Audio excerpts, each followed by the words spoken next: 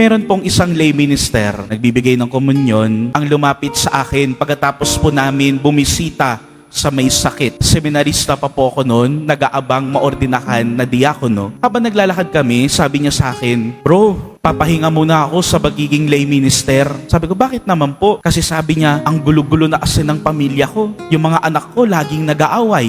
Hindi kami magkasundo ng aking asawa. Magpapahinga na lang muna ako. Nakakahiya kasi sa Diyos. Naglilingkod ako, pero ang gulo-gulo ng pamilya ko. Ayusin ko muna yung pamilya ko bago ako lalapit at babalik sa paglilingkod sa Kanya. Ang nasabi ko lang kay brother, sabi ko po, "Bro, di ba nga mas lalo po tayong kumakapit sa Diyos sa ganoon? Hindi naman po kailangan ng Diyos ng perpekto at maayos at ideal na sitwasyon sa ating buhay pamilya. Kung kailan may gulo, hindi pagkakaunawaan, mas lalo nga dapat tayong lumalapit sa Kanya. Mas lalo pa tayong kumakapit sa Kanya. Kasi yun naman talaga ang pinapangako sa atin ng Panginoon. Hindi lang sa kaginhawaan o sa masayang pagkakataon, pero higit sa lahat, kahit sa mga pagkakataon ng may pinagdadaanan. Kaya mga minamahal na kapatid, sa pagpapatuloy ng ating pagdiriwang, hilingin natin ang grasya mula sa Diyos na sana laging maging bukas ang ating puso, na sana hindi magiging hadlang